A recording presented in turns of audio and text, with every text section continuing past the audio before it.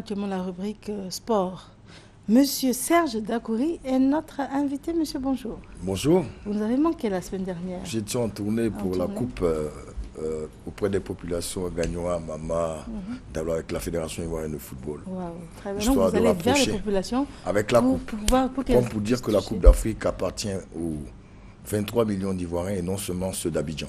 Très bien. Donc, alors en parlant de coupe, est-ce que lorsqu'elle sera remise en jeu, elle retourne quelque part, ou bien c'est cette coupe qui reste en Côte d'Ivoire et il y en a une autre qui sera faite? On la ramène à la CAF et donc c'est quand vous remportez 3 fois succès que la coupe devient définitivement votre propriété. Et donc pour l'instant, ah d'accord. Donc pour l'instant elle séjourne en Côte d'Ivoire et après elle est remise à la CAF. On la remettra à la CAF au bout d'un an. Au bout d'un an. Et maintenant si d'aventure nous la remportons 3 fois.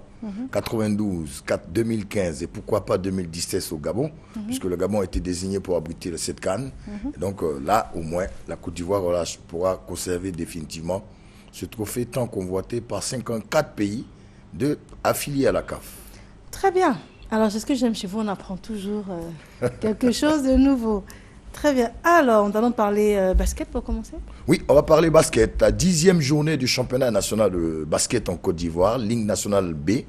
Il y avait des attractions en dames et en hommes. Et donc, dans ces confrontations, on va commencer par les dames. L'équipe de la JCA a battu la SOA 66-47.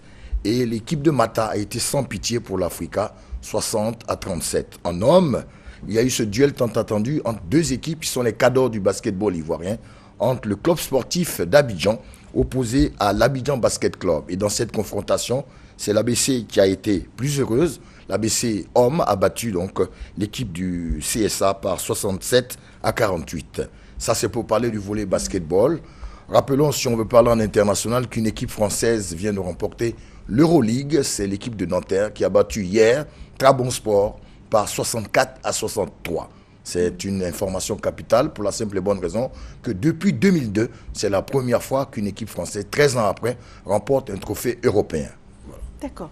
Alors, le cyclisme s'est très développé ici en Côte d'Ivoire? Oui, le cyclisme est très développé et la preuve, le week-end dernier, il y a eu une compétition qui s'appelle les 72 heures du Sud, qui regroupe 3 villes du sud de la Côte d'Ivoire, Adiaké, Bassam et Aboissou. Donc sur ces 3 villes, il y a eu une compétition avec les meilleurs cyclistes ivoiriens, sans ceux de la SOA qui ont boycotté un peu l'épreuve, avec Ascavel Koumassi, le club, le Vélo Club d'Adjamé, l'Asport et d'autres. Ainsi donc, dans cette compétition longue de 80 km, 1,5 km à parcourir 75 fois, je crois, c'est Sanogo Abou du club de l'Ascavel Koumassi, l'Ascavel qui l'a remporté devant Ouattara Bolodigi du Vélo Club d'Adjamé. Il faut rappeler que 20 coureurs étaient en attraction dans cette compétition et c'est donc le club de Koumassi qui l'a remporté dans cette compétition baptisée les 72 heures du Sud parce que ça se déroule sur 3 jours, vendredi, samedi et dimanche. Et donc c'est Sanogo Abou qui a été le plus heureux, qui l'a remporté en 2 heures 45 minutes 37 secondes devant Ouattara Bolodigi, 35 ans, capitaine des éléphants, qui est toujours à l'épreuve malgré son âge très avancé. D'accord. Très bien, nous allons faire une courte pause.